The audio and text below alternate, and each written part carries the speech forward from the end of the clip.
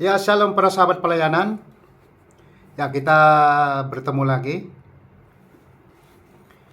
Dan hamba ini sangat berterima kasih dan bersyukur karena kesempatan demi kesempatan yang Tuhan telah percayakan kepada hamba ini untuk mengungsikan kebaikannya lewat firman-Nya.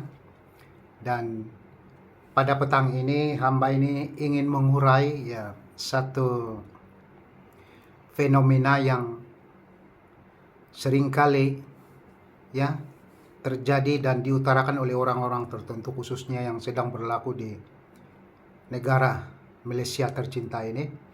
Dan tak lama lagi kita akan menyambut hari kemerdekaan pada 31 hari bulan 8 ini, ujung bulan ini. Ya, dan saya masih awal dan mungkin terlebih awal untuk mengucapkan selamat Hari Merdeka kepada sahabat pelayanan dan khususnya warga negara Malaysia pada amnya. Ya, jadi pada petang hari ini saya mengutip firman Tuhan dari Injil Matius pasal 5 ayat 20 dan 24. Dan tema kita pada petang ini adalah apakah yang dikatakan oleh Yesus tentang kekafiran. Ya, karena ini merupakan satu fenomena yang bukan baru tapi dah lama. Ya, seringkali menjadi sorotan utama orang-orang tertentu yang dikhususkan kepada orang-orang yang tidak seiman dengannya. Dan sehingga kan ini menjadi satu perkara yang afobia bagi orang-orang tertentu. Ya, khususnya apabila kita bercampur dengan orang yang tidak seiman dengan kita, dan kita ini adalah kelompok yang kecil dalam negara ini, dan mereka adalah kelompok yang besar. Selalunya yang kelompok kecil ini boleh dianggap adalah orang-orang kafir, yang pertama. Dan yang kedua, tidak seiman dengan dia, tidak seagama dengan dia. Nah, akhirnya ini menjadi fenomena dan boleh dikatakan kontroversi kepada orang-orang, khususnya di dalam kelompok-kelompok kecil itu, seperti kita yang beragama Kristen di negara Malaysia ini. Jadi seringkali dikatakan adalah orang kafir. Nah, dan pada petang hari ini kenapa hamba ini mengulas tentang perkara ini, karena hamba ini ingin memberi tahu kebenaran sesuai firman Tuhan. Apakah yang dikatakan oleh Yesus tentang kafir atau kekafiran, apakah itu sebenarnya sesuai pengertian teologi Kristen dan sesuai pengertian fahaman orang-orang Kristen. Jadi saya percaya sedikit sebanyak ini akan membantu wawasan pengertian secara teologi, khususnya kepada para sahabat pelayanan kita, dan khususnya kepada orang-orang yang berada di luar sana yang ingin tahu apakah itu kekafiran dan bagaimanakah fungsi kekafiran itu dan bagaimana ia terjadi dan mengapa ia selalu disebutkan dan dikhususkan untuk apa, dan siapakah mereka yang kafir, yang dikatakan kafir itu, yang sebenarnya sesuai anggapan agamawi di zaman akhir ini. Jadi saya akan kupas perkara ini. Jadi mari kita lihat firman Tuhan di Matius 5 pasal 20 sampai 24. Dan tema kita pada petang ini, apakah yang dikatakan oleh Yesus tentang kekafiran. Jadi para sahabat pelayanan, siapa yang ada Alkitab, mari kita baca bersama-sama di ayat 20 sampai 24.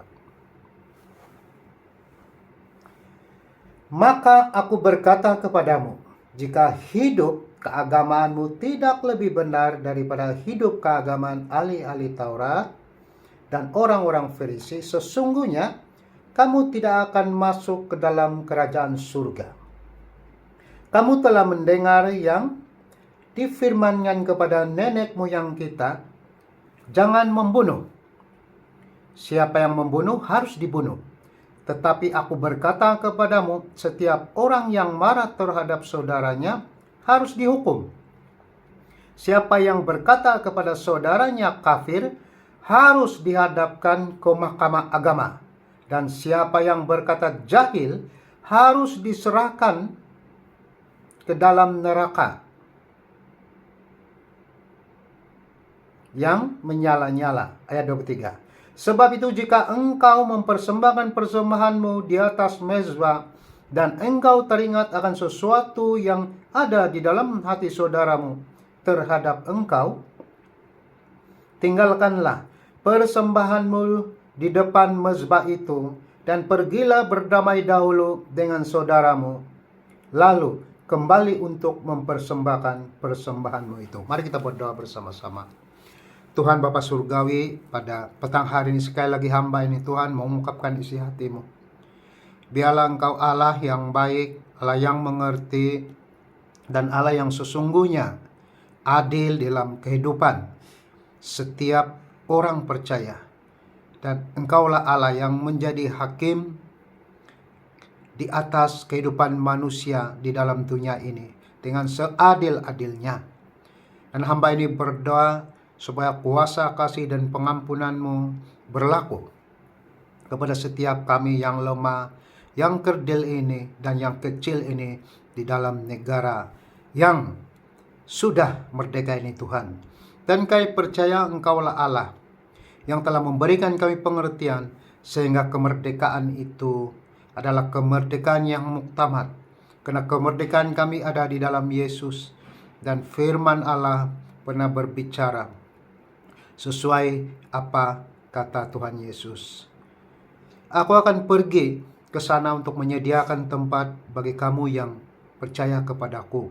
Dan aku akan kembali lagi dan membawa semua orang untuk kembali ke tempatku. Dan kami imani ini dan kami percaya kerajaan Tuhan Yesus bukan di atas muka bumi ini, tapi di surga sana. Dan fungsi dan tugasan kami adalah memberitakan kabar baik, sehingga nama Tuhan dipermuliakan. Dan pada malam petang hari ini berkati hamba ini supaya seluruh keinginan Tuhan Yesus dapat disampaikan kepada para sahabat pelayanan yang ada di luar sana, bahkan kepada orang-orang yang menanti-nantikan dan mencari kebenaran di dalam nama Tuhan Yesus.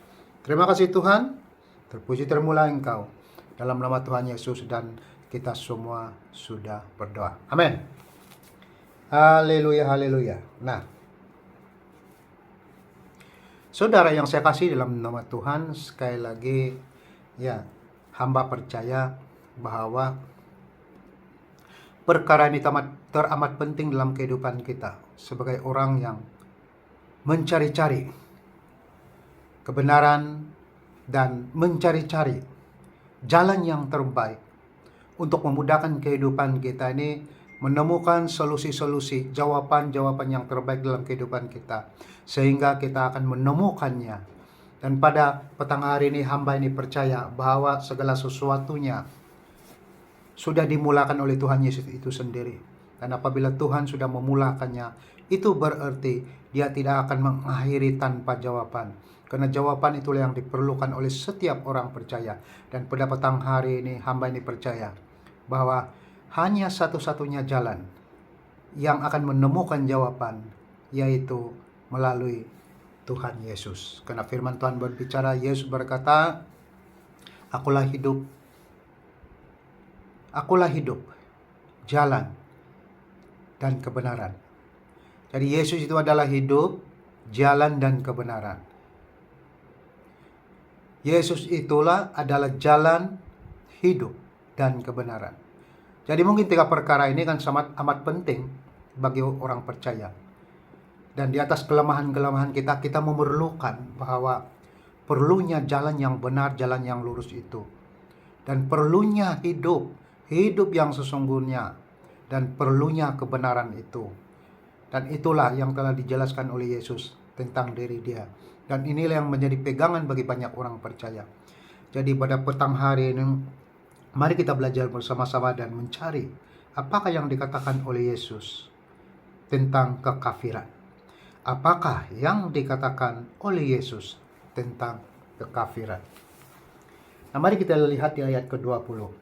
Maka aku berkata kepadamu, jika hidup keagamaanmu tidak lebih benar daripada hidup keagamaan ahli-ahli Taurat dan orang-orang Farisi, sesungguhnya kamu tidak akan masuk ke dalam kerajaan surga.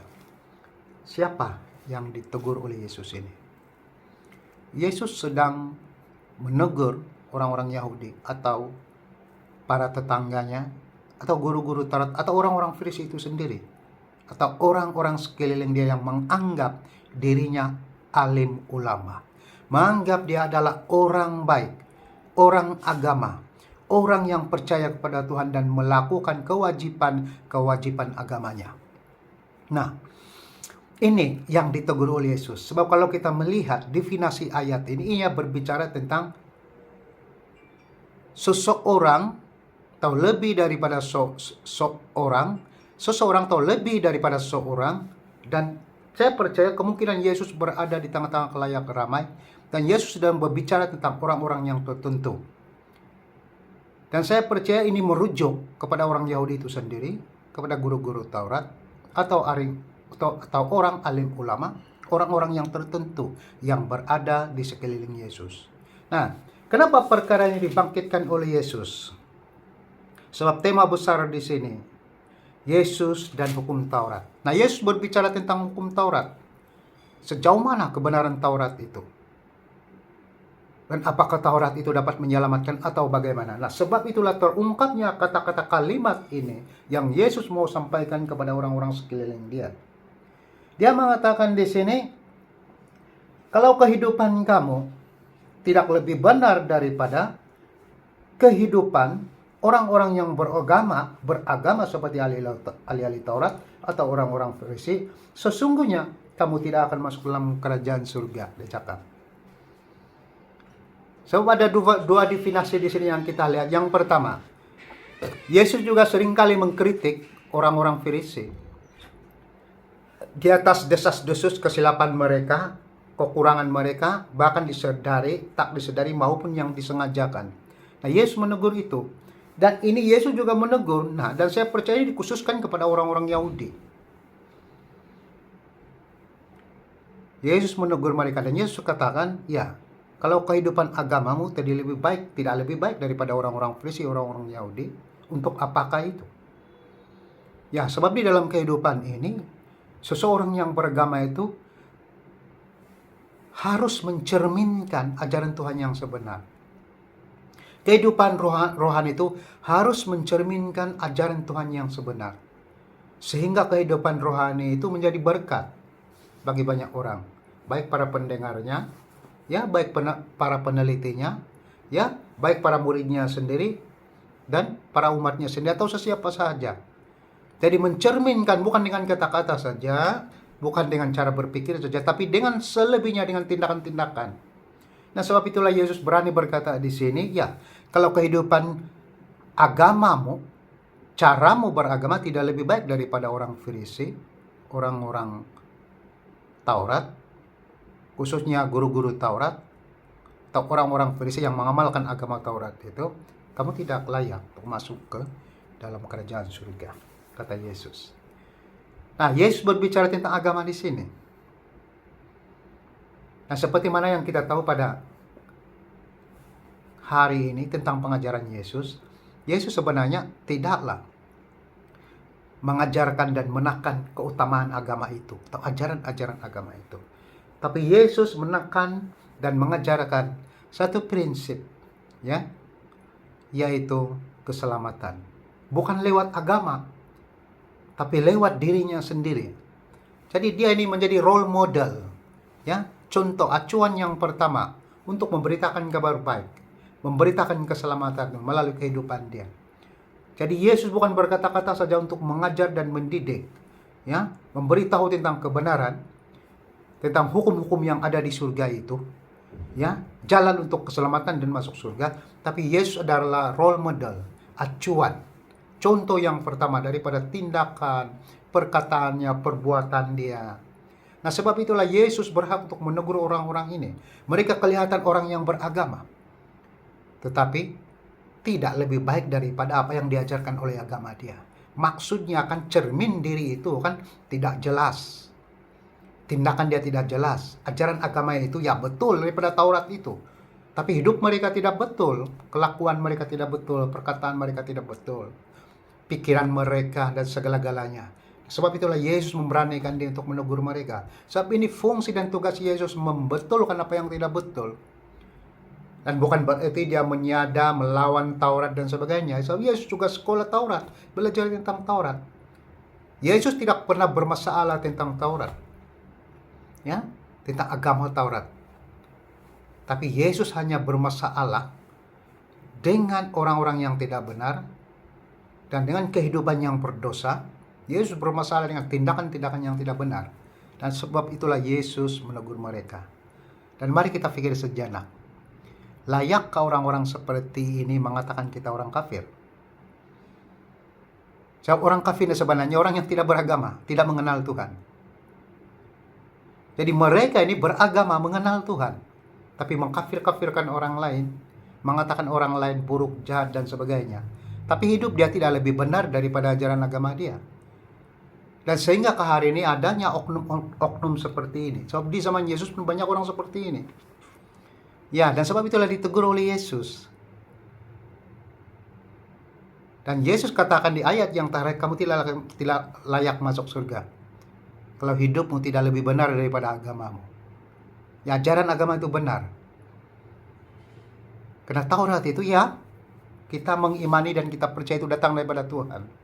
Tapi apabila disalahguna oleh orang-orang tertentu, ia akan menjadi ajaran yang tidak benar. Bahkan, ia akan terlihat jelas dalam kehidupan orang yang tidak benar itu. Dan mereka ini adalah orang-orang yang hanya menggunakan nama-nama agama, ajaran-ajaran agama untuk kepentingan pribadi, bahkan mungkin kepentingan politik, mungkin kepentingan hal-hal tertentu yang menguntungkan dunia, menguntungkan dirinya, tapi bukan menguntungkan Tuhan. Kalau ia menguntungkan Tuhan, sudah pasti Yesus tak perlu menegur mereka dengan sedemikian rupa. Nah, mari kita lihat ayat yang ke-21. Kamu telah mendengar yang difirmankan kepada nenek moyang kita, jangan membunuh. Siapa yang membunuh harus dibunuh. Nah, ini ajaran Taurat. Nah, kita kena sadar perkara ini. Ajaran Taurat. Ajaran Taurat ini seperti kuku besi, keras. Ya, tegas. Jadi kalau sudah diajarkan dalam 10 hukum Taurat itu yang diberikan kepada Musa dan dilanggar salah satu daripadanya, ya, sebagai contoh membunuh. Apa akibat dia akan dibunuh kembali. Tapi kalau kita lihat di kitab Imamat, ya ada kelonggaran-kelonggaran yang diletakkan. Ya, dia membunuh karena apa?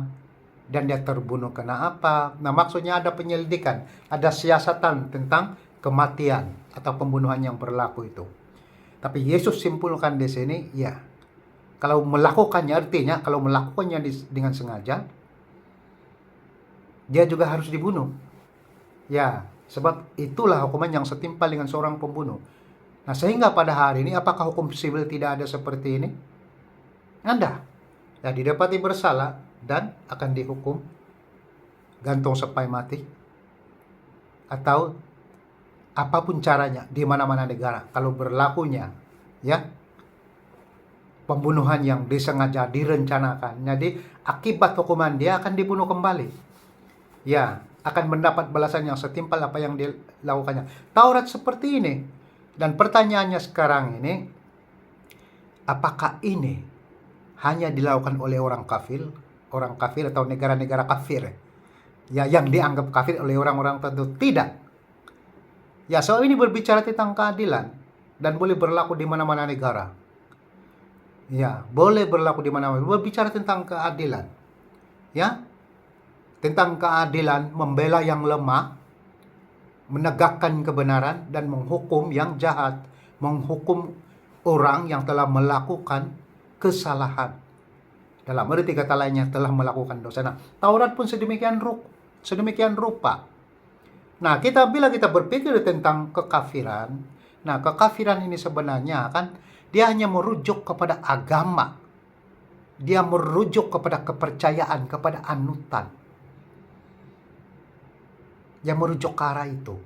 Dan benda-benda yang berlaku seperti ini kan bukan dilakukan oleh negara yang beragama saja, juga dilakukan oleh negara yang tidak beragama, yang dianggap seperti itu.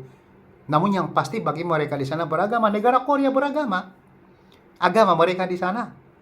Ya, coba kalau kita berada di negara Israel, dan kita ini tidak seiman dengan mereka, apa yang telah berlaku? Mereka juga mengkafirkan kita, sama. Ya, sebab kita tidak seiman dengan mereka di negara Israel, kalau kita berada di sana. Begitu juga mana-mana negara komunis, kalau kita pergi ke sana, kita juga dikafirkan, sebab tidak seiman dengan dia, karena kita adalah kelompok kecil. Jadi yang kelompok besar itu beranggapan dia adalah beragama. Dan agamanya, ya dia boleh beranggapan itu datang daripada Tuhan. Agamanya daripada Tuhan itu. Begitu juga di dalam negara ini, negara Malaysia ini. Ya, jadi agama yang berdaftar, agama yang boleh dikatakan besar, atau dalam arti kata lainnya, agama yang berada ya di atas pemerintah. Ya, sebab setiap negara itu agama di atas, pemerintah di bawah. Nah, itu boleh dikatakan ya agama yang besar, bukan agama yang kecil, agama yang memerintah, agama yang berkuasa. Dan akhirnya kalau agama ini merasakan diri dia benar, dia betul, ya, dan dia berkuasa sepenuhnya sehingga kan tiada peri kemanusiaan, tidak bertolak ansur lagi dan sebagainya.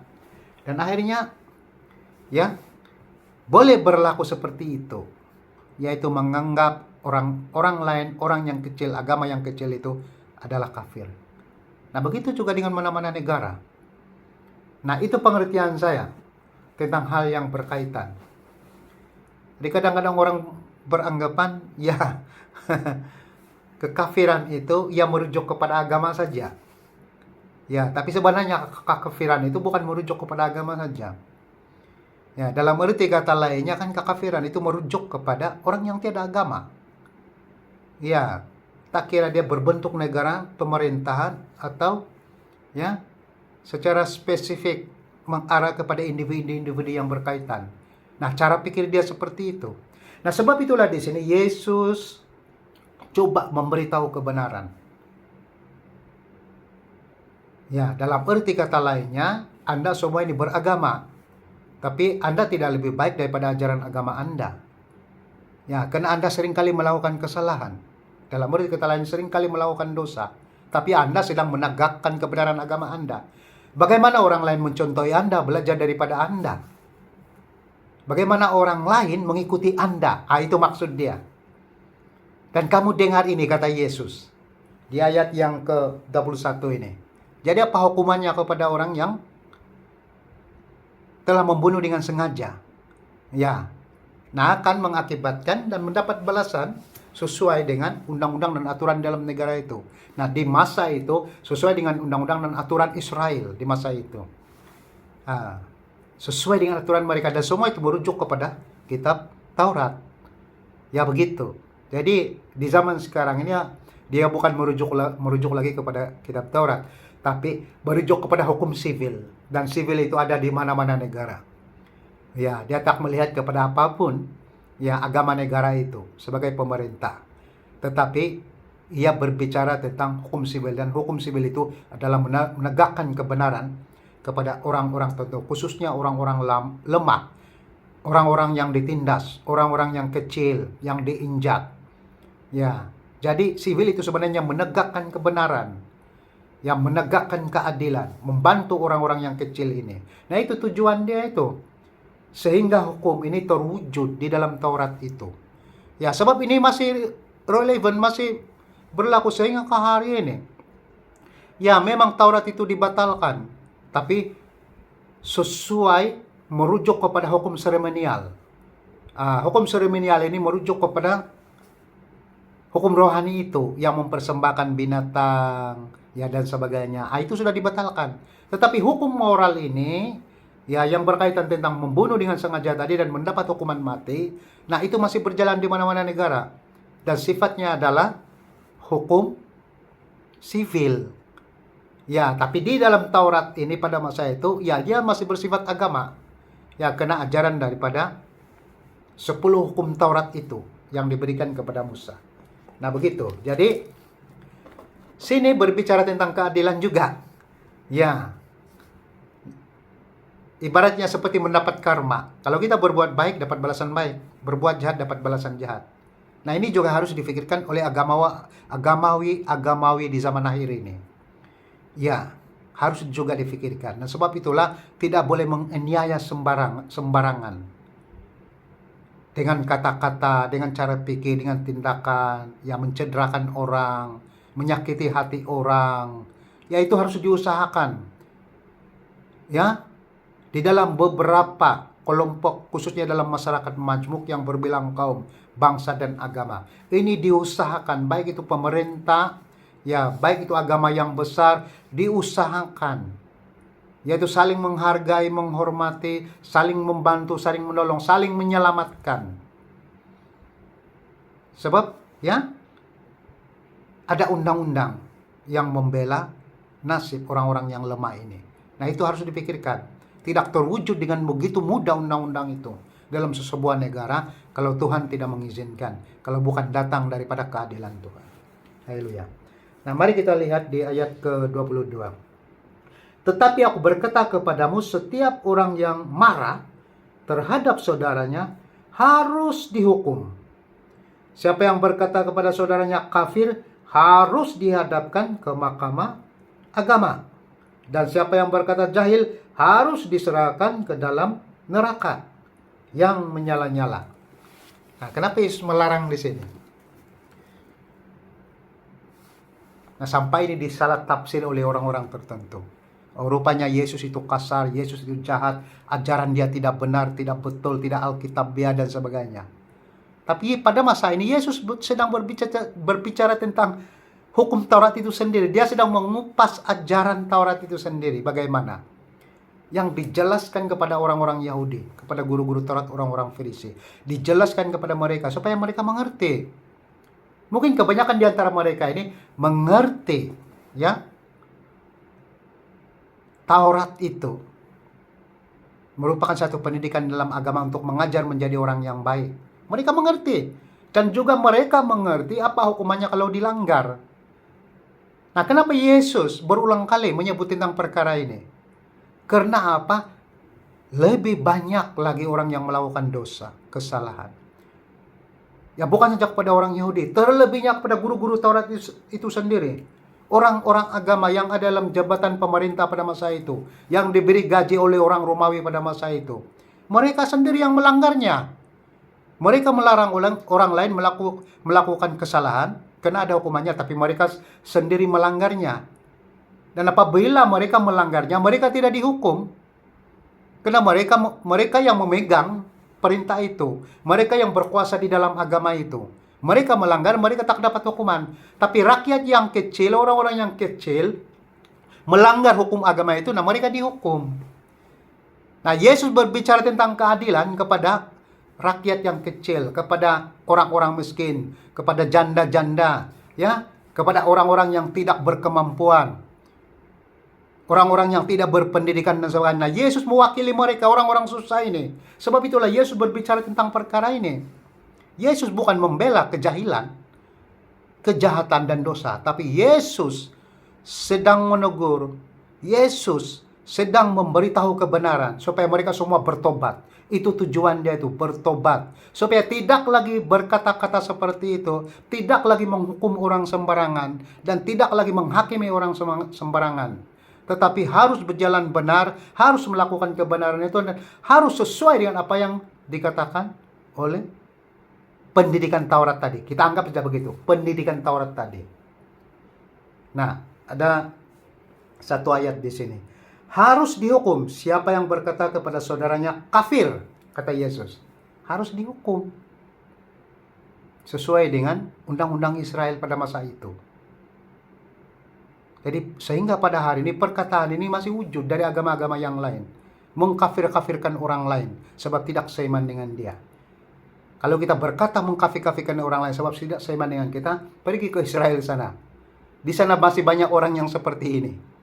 Ya, beranggapan agama dia itu adalah agama Tuhan, agama yang ada di surga. Setiap bahasa dia itu adalah bahasa Tuhannya yang di surga sana. Dan hanya bangsa dia, hanya bahasa dia, hanya agama dia yang layak berada di surga sana. Dan surga itu milik dia dan bukan milik orang. Orang lain tidak ada hak masuk di surga sana. Hanya dia saja, hanya kelompok dia saja. Nah, karena dia adalah benar dalam segala sesuatunya. Ini yang Yesus katakan ini. Yesus tegur siapa ini? Guru-guru Taurat, orang-orang agama, orang-orang Farisi yang Yesus tegur ini. Dan sehingga ke hari ini banyaknya sikap-sikap orang agamawi seperti ini, beranggapan diri dia benar. Mereka mengkafir-kafirkan orang. Ya, dalam arti kata lainnya, ya di zaman kemerdekaan ini kan, ya memang kita sudah merdeka. Ya, secara nyata kita sudah merdeka secara jasmani. Tapi terus terang saya katakan, ya kalau benda seperti ini berlarutan, kemerdekaan itu sia-sia. Karena kemungkinan besar orang-orang yang tertindas, orang-orang kecil merasakan dia dijajah secara minda. Dia dijajah secara spirit. Dia dijajah secara rohani. Menggunakan nama-nama agama ini untuk menginjak orang lain. Mengucil orang lain. Ya, dan beranggapan orang lain kafir, tidak bagus, kotor, najis, dan sebagainya. Nah, hati-hati. Ya, kita ini sama-sama manusia hidup di dalam dunia ini. Semua orang pun mati, tidak lama di dalam dunia ini. Ada waktunya kita kembali kepada pencipta kita. Apa yang kita mau usahakan adalah berbuat baik sesama. Tunjukkan teladan yang baik. Ya, jadi penginjil yang baik. Untuk menerjemahkan agamanya supaya dikenali oleh orang lain. Cukup berpikiran baik, berkata-kata baik, mengusahakan sesuatu sehingga menjadi teladan, panutan, ikutan orang lain. Walaupun ya mungkin dia lain agama dia, lain bangsa dia, tapi oleh karena akhlak dia baik, mulia akhlak dia terpuji, ya itu menjadi ikutan orang. Orang sanjung, orang hormat dia. Karena dia ada sikap-sikap hati yang begitu baik. Jadi sebenarnya kan terus terang saya katakan, kenapa Yesus berkata seperti ini? Sekali lagi saya katakan, agama itu tidak dapat menyelamatkan sesiapa saja. Agama itu benar. Tapi kalau penganutnya tidak benar, dia tidak boleh menyelamatkan orang lain. Dan kalau dia adalah orang yang tidak benar, orang yang kehidupan dia ya jahat, terus terang saya katakan, dia tidak boleh menyelamatkan orang lain. Bahkan dia menyelamatkan diri dia sendiri pun tidak mampu. Ya, walaupun ajaran agama itu benar. Karena daripada keteladanan yang seperti itu, siapa yang respect dia? Siapa yang hormat dia? Siapa yang mau belajar daripada dia? Nah, sebab itulah Yesus sangat menegur di sini. Ini dikhususkan kepada orang-orang agama di masa itu dan dikhususkan kepada kita pada hari ini supaya kita berlaku adil. Ya, supaya hidup kita benar sesuai dengan apa yang firman Tuhan katakan. Dan sebab itu Yesus katakan di sini, jangan berkata saudaranya kafir. Harus dihadapkan ke mahkamah agama. Nah, itu satu hukuman itu. Ya. Yesus mengatakan kepada orang-orang Taurat, guru-guru Taurat, kalau kamu berkata kafir kepada orang-orang yang kecil ini, orang-orang yang hina ini, orang-orang yang tertindas ini, seharusnya kamu mendapat hukuman. Seharusnya kamu masuk mahkamah. Seharusnya kamu diadili di situ dengan seadil-adilnya. Karena Yesus tidak pernah membenarkan kata-kata yang sedemikian rupa. Karena kata-kata ini bukanlah kata-kata yang baik. Ya, menganggap orang lain itu adalah kafir dan tidak beragama. Kita harus sadar, semua manusia yang dalam dunia ini, dia lahir saja, dia lahir dari bangsa apapun, agama apapun, itu hak dia. Tuhan yang menjadikan dia seperti itu. Kalau dia tidak seiman dengan kita sekalipun, hormati agama dia. Ya, hormati agama dia, hormati pribadi orang itu.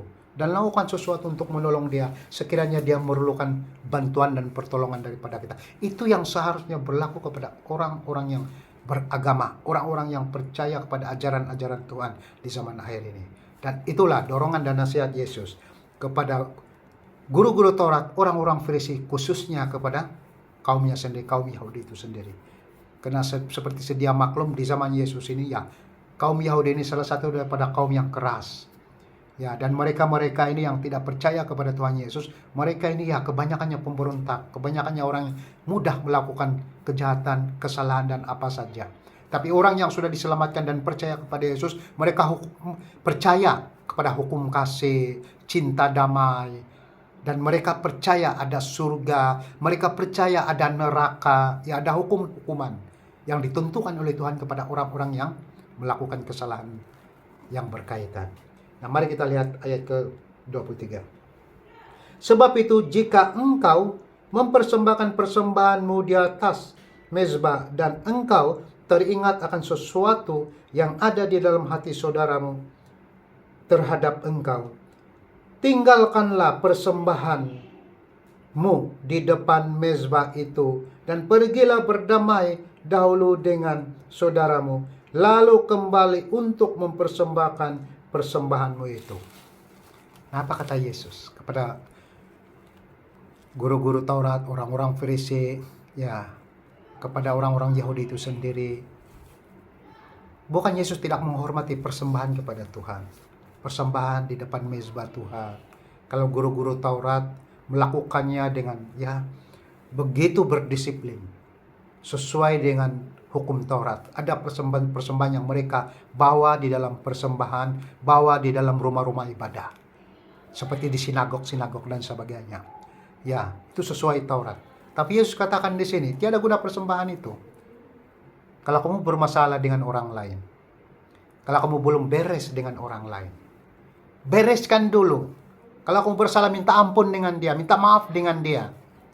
Ya, barulah kamu bawa persembahan kamu itu. Ya, di depan mezbah Tuhan.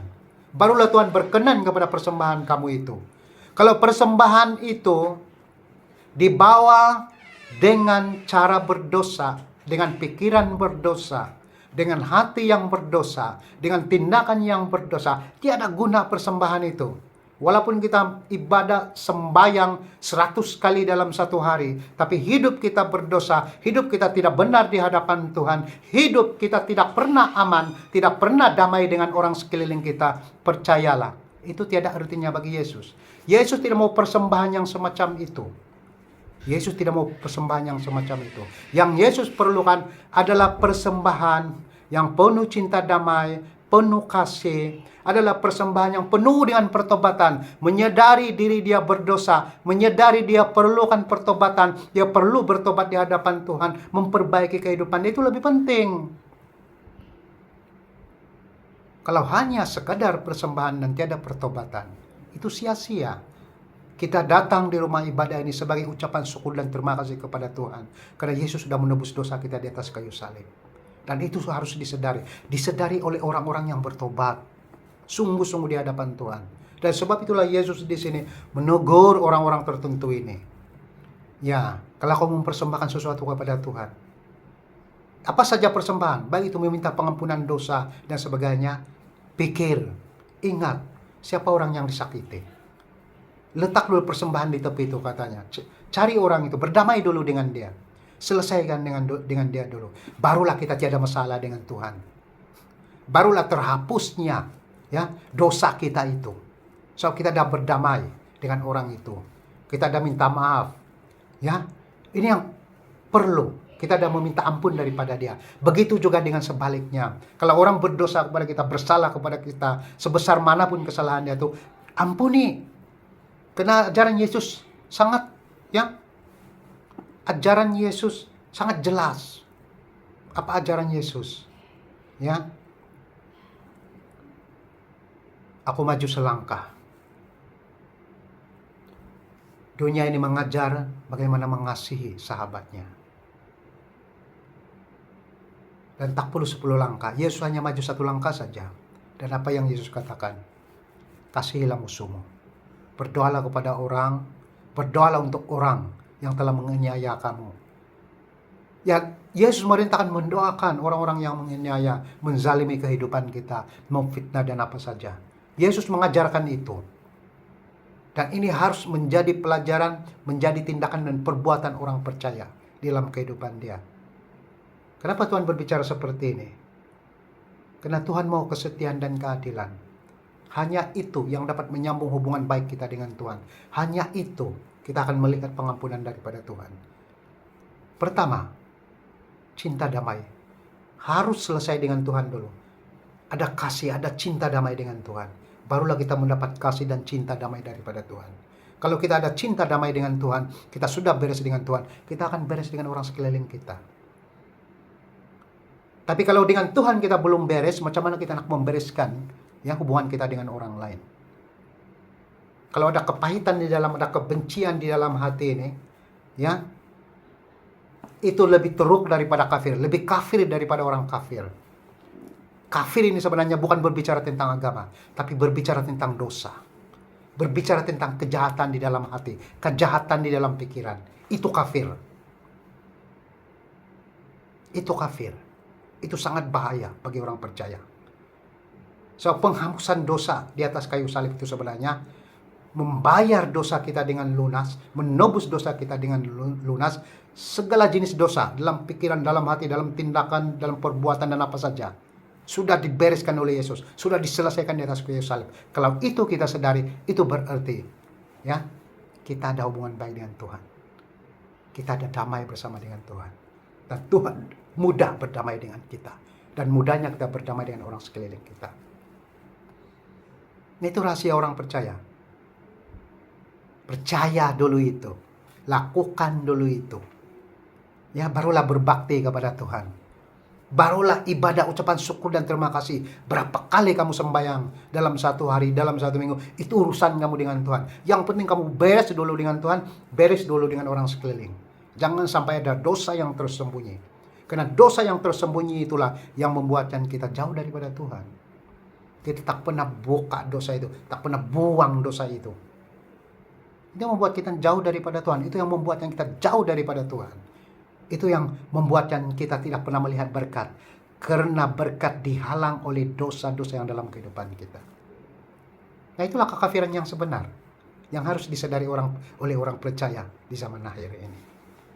Jadi saudara yang saya kasih dalam Tuhan, ya ini saja perkongsian firman Tuhan kita. Semoga ia bermanfaat, memberkati kita semua dan menolong sesama. Dan hamba ini percaya, hidup ini adalah hidup yang penuh dengan kemurahan Tuhan. Karena hidup ini adalah milik Tuhan. Hidup ini yang penuh dengan damai sejahtera. Karena kemurahan Tuhan dan semuanya kebaikan Dia. Dan oleh karena Dia, pada hari ini kita mengenal kebenaran yang ada di dalam kehidupan Yesus Kristus sendiri. Sebagai Tuhan dan Juru Selamat pribadi kita semua. Terima kasih dan Tuhan memberkati.